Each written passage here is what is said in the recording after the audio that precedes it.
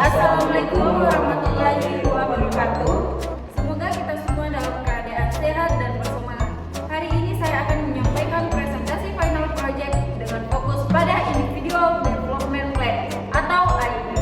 Materi ini sangat penting untuk membantu kita merancang langkah-langkah konkret dalam mencapai tujuan pribadi maupun profesional. Sebelum kami memasuki materi, izinkan saya untuk memperkenalkan kelompok kami.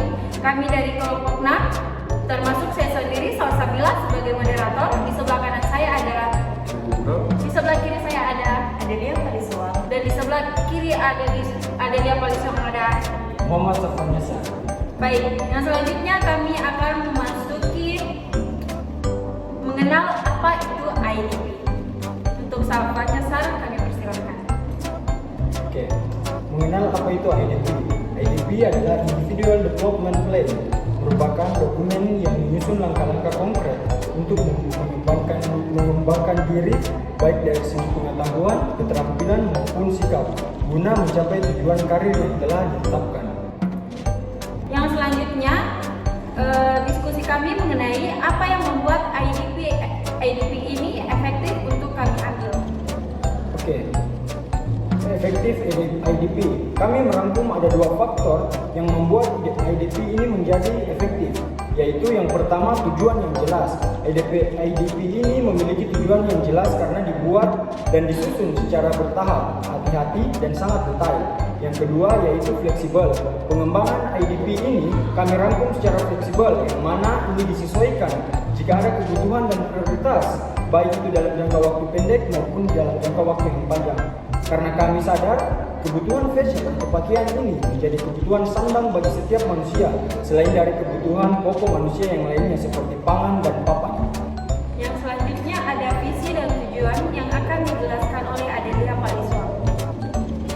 Visi dari IDP ini menjadi pebisnis yang bergerak di bidang fashion dengan memanfaatkan strategis digital, marketing, dan iptek dengan menjangkau pasar yang lebih luas dan membangun brand yang populer dan berkelanjutan. Tujuannya ada dua, yaitu jangka pendek. Yang pertama, memahami digital marketing dengan baik, khususnya di bidang industri fashion. Yang kedua, bisa mempraktikkan sistem digital marketing dengan tujuan mempermudah dalam menjangkau target konsumen. Yang ketiga, memperluas relasi dan membangun hubungan yang baik di lingkungan wirausaha muda. Tujuan jangka panjang, yang pertama, membangun brand yang kompetitif dengan skala nasional dengan waktu 10 tahun ke depan. Yang kedua, memperbanyak jangkauan pasar dengan mengadakan kolaborasi dengan brand lain yang bergerak di bidang yang berbeda seperti otomotif.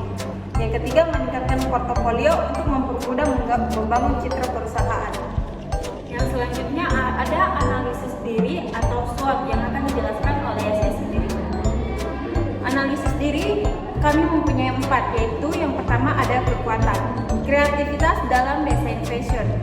Kreativitas dalam mendesain fashionnya itu kami bisa menggabungkan karakteristik kami alih-alih mengikuti tren fashion, tetapi kami akan menciptakan tren fashion kami sendiri. Yang selanjutnya ada pengetahuan dasar tentang pemasaran digital, jaringan sosial yang luas di industri fashion. Dan yang kedua ada kelemahan, kurangnya pengalaman praktis dalam menjalankan bisnis dan keterbatasan dalam pengelolaan keuangan. Yang ketiga ada peluang, kurangnya pengalaman praktis dalam menjalankan bisnis dan keterbatasan dalam pengelolaan keuangan. Yang keempat ada ancaman, di mana persaingan ketat di dunia fashion online dan perubahan tren fashion yang sangat cepat. Yang selanjutnya ada langkah strategis. Kami mempunyai 3. Yang pertama, menjadi profesional, mengikuti kursus digital marketing dari berbagai platform dan mendapatkan sertifikat ahli sebagai digital marketing. Yang kedua, memiliki identitas brand, yaitu merancang dan mempelajari segala macam kondisi dari brand dan perusahaan untuk mendapatkan identitas yang sesuai. Dan yang terakhir ada menjadi public figure, merancang dan mempelajari segala macam kondisi dari brand dan perusahaan untuk mendapatkan identitas yang sesuai. Yang selanjutnya akan dijelaskan kembali oleh Muhammad Safanyasa. Oke, selanjutnya saya akan menjelaskan sumber daya. Belajar yang pertama adalah belajar untuk menjadi pemasaran digital dari berbagai sumber atau mengikuti kelas online atau offline khusus belajar digital marketing. Dan yang kedua, mendapatkan dukungan dari media sosial dengan cara membagikan dan memperkenalkan brand di media sosial. Dan yang terakhir, yang ketiga, SDM juga dibutuhkan untuk mempermudah dalam menganalisis semuanya. Yang selanjutnya akan dijelaskan oleh Kinaya Andra. Saya akan menjelaskan mekanisme evaluasi. Jadi untuk mendapatkan atau untuk melihat progres kami sampai di mana dan untuk mendapatkan feedback dari kayak umum, kami melakukan beberapa evaluasi, yaitu yang pertama sertifikasi digital marketer. Jadi kami akan ingin mendapatkan sertifikasi sebagai digital marketer yang resmi dan menjadi digital marketer yang profesional. Yang kedua, pengalaman magang. Kami akan mengikuti magang selama 6 bulan untuk mencari pengalaman yang sesuai dengan karakteristik kami atau ADP kami. Dan yang terakhir, membangun identitas brand dan perusahaan. Kami akan melakukan evaluasi kembali lagi untuk menciptakan brand atau perusahaan dengan identitas kami. Yang selanjutnya ada catatan refleksi sendiri yang akan dijelaskan kembali oleh Kinaya Andra. Jadi catatan refleksi kami di sini itu adalah melalui penyusunan IDP ini, kami dapat mengikuti langkah-langkah ini. Kami akan dapat membangun fondasi yang kuat untuk menjadi pebisnis fashion yang sukses dengan melihat dukungan dan strategi digital marketing yang efektif. Adanya digital marketing juga memudahkan untuk merealisasikan IDP kami dan tidak menjadikan kekurangan kami menjadi kelemahan kami.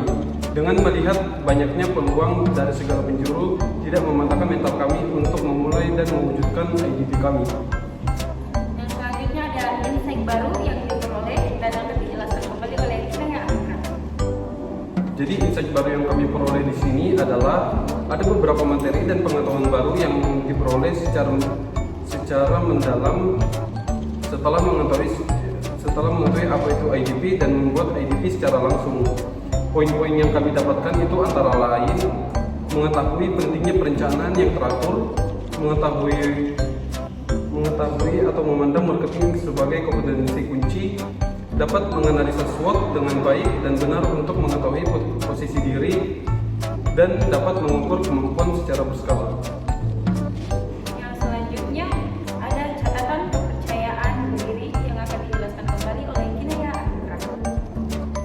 Jadi catatan kepercayaan diri kami, kenapa kami bisa memilih IDP ini adalah karena kami melihat bahwa fashion itu adalah salah satu kebutuhan yang dibutuhkan manusia ke depan dalam jangka waktu yang sangat panjang, karena itu adalah salah satu sandang bagi umat manusia. Dan yang kedua, kreativitas tanpa batas, karena kami adalah Gen Z, jadi kami bisa melakukan kreativitas dengan mencantumkan kreativitas kami ke dalam fashion kami.